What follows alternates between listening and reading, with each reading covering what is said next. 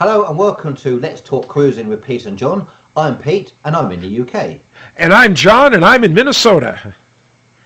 Hi John, the first show we did, I asked you a question, what's the biggest mistake first-time cruisers can make when they book their first cruise? And you told me booking the wrong cabin.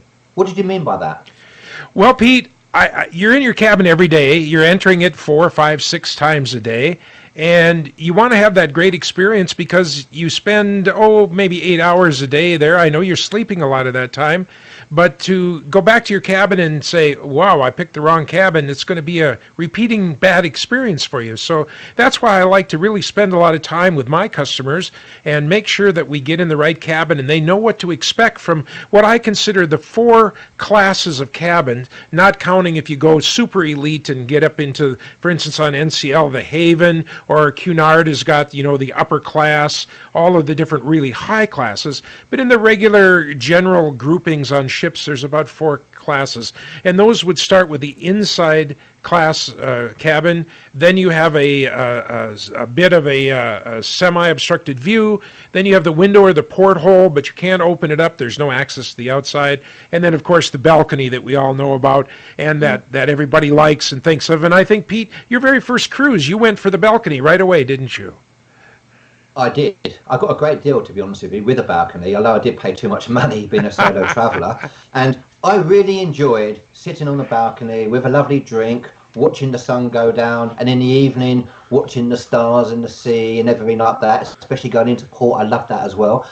But to be honest with you, I kind of found myself to be a little bit of a sort of balcony couch potato. I spent quite a lot of time there. Now, my experience that when I had the next cruise, I was in a solo cabin, which is basically like an inside cabin, and because I hadn't got a view, I found myself out all the time. And so I was using the facilities of the ship. I was a lot more social. So I kind of think it depends really what type of cruiser you are.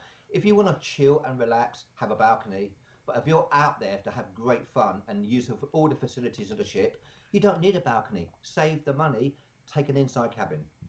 And then you can spend more money on shore excursions, upscale dining, maybe that fancy bottle of wine, and if you pull the slot machines a little bit, you can move some of your funds over to those kind of things. So we've got the inside cabin, and it's absolutely 4 square walls with your own private bath, and it is pitch dark, and that's what it is, and some folks really like that, separate from the price, because that's what they want. They want to be able to go to bed at 3 or 4 in the morning and not be disturbed until any time.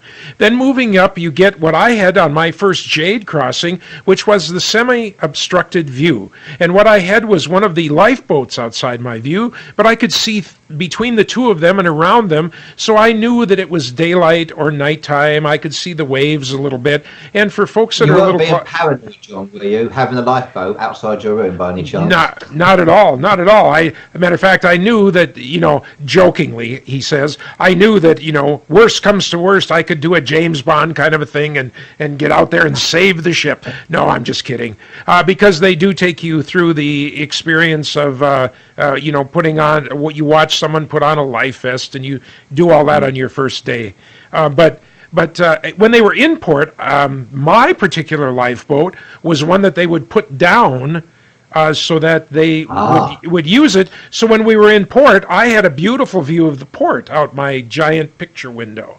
So it was kind of a little bit of a win for me. So, but the other thing is then there would be people out there, and you had a bit of a story you're going to tell a little later about people. It's a two-way mirror or a two-way window. It is. But John, one of the biggest questions I get asked is, I've never cruised before, and what part of the ship should the cabin be? What if I'm going to get seasick? I don't know if I'm going to get seasick. So where should I book a cabin? What's the best part of the ship? That's a totally valid question, because ships are about 1,000 feet long. Some of them are even longer than that. And so because of that, if this was a ship, and obviously the ships move up and down a little bit front to back. This is an exaggeration, but you can see that where my nose is, the ship doesn't move up and down. It just kind of rocks like a teeter-totter would in the play yard. So if you absolutely think that you're going to be a little upset by the motion of the ship, if you get what's called midship, then of course that's the middle third of the ship. That doesn't move as much as the ends do. You see how that works there? Yes. So some people want midship, and you can, without picking and paying a little extra for a specific cabin, you can just say I want a midship balcony, for instance, Is that and more then expensive than the other part of the ship? yes, because they're a little more prime, you see. They're prime because they're by the elevators. There's usually a front elevator and a back elevator in a ship. So they're going to be by the elevators, and they're going to be midship, so there's a little bit less rock and roll. And so there's just a little bit of a surcharge for those. But Yeah, not my much. advice would be if you're a first-time cruiser, and you're not sure how you are on the sea, Yep. take a midship cabin. It's really worth doing that. Another question, John, is how many people can you really fit in a cabin? Because some cabins have up to 4 adults. Is that reasonable? Can you do that? Well, in America, in colleges where they're really trying to save money, they often put 2 sets of bunk beds in about the size of a small cabin on a ship, shared by 1 bathroom. Now, so a lot of American kids have had that experience, and they will tell you, I'm never going to do that again in my life.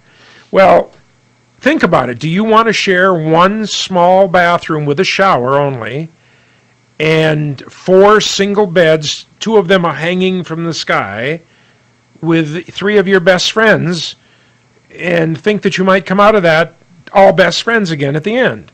And you might not. So What if your family? Just say mum, dad with 2 kids. then it works great. Then it works great because mom and dad have the lower beds, and remember, you can push those 2 twins together to make a mom and dad sleeping bed, and then the kids each have their upper bunks. Works great. Works really great. Okay, 4 adults in a room, not a good idea. I would, Great. it's like, wow, let's save for a little more time and let's get 2 people to a room kind of a thing. Now on Disney, of course. Question, John, before we run out of time, is what kind of facilities would we expect to have in a cabin? What do I need to bring with me? Do I need to bring my shampoo, soap? What do I need to bring? If you like, if it's important to you to have certain fragrances or certain pH shampoos and stuff against your skin, the answer is yes. But so there's always pump shampoo and pump soap in every one, and on the 5 lines I've been on, they all have that. But they don't have anything else. They have unlimited towels. They have unlimited bath cloths. They will remake the beds every day, but you need to bring everything else. Do not bring a hair dryer. Do not bring a hair curler. Do not bring an iron. Those are 3 things that they will take away from you, and you will get them back on the morning that you leave the ship. But everything else you can kind of bring. One tip I would say, John, is that when you get into your cabin straight away, when you see the steward, ask for more hangers.